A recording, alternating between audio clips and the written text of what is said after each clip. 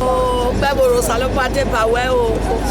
Ebi no ma so ba o benu ya tole wi mana yo salokwa ya tole da pon wen yo. Ebi no ma kan asu no bi jogwa we. Apakomi sa oye.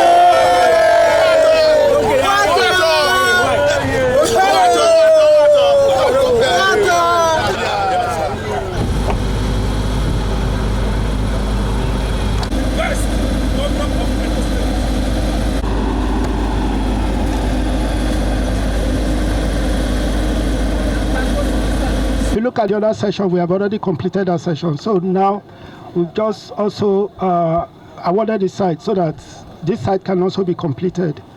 We cannot afford to fail.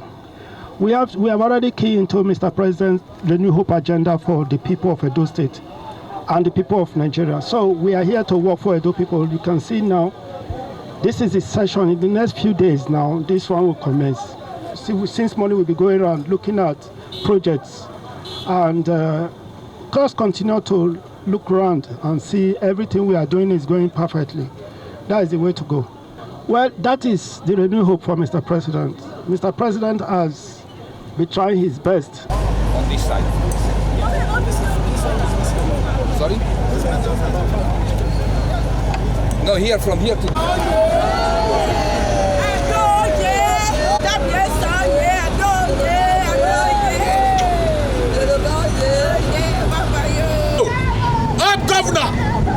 Governor, authentic governor. We are happy. We are happy. We are happy. We are happy for this road. We are happy. For how many years this road don't be? The 90 brigade. Government never visit here once. The 90 brigade.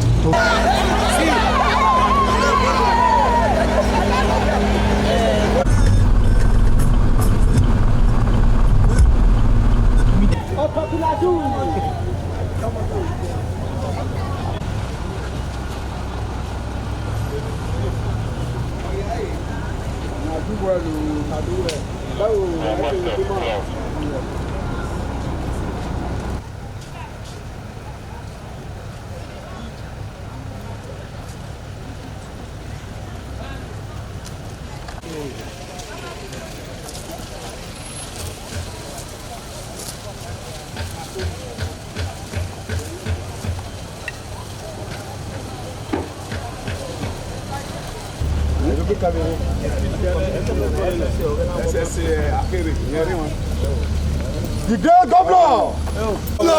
Thank you very God much. God bless you. You do well for our You do well for our country. God bless you. Best governor. God bless you. A great governor.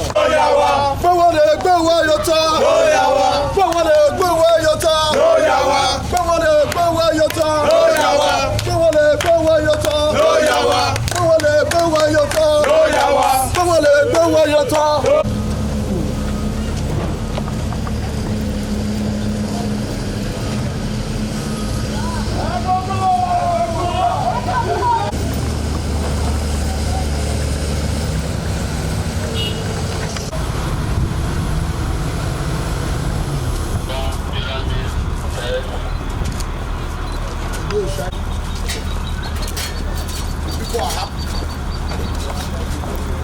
People are happy.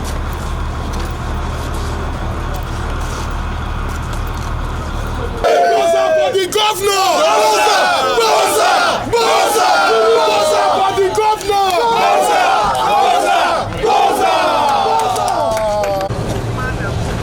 The grant, the low caster, the food, that is my visible caster.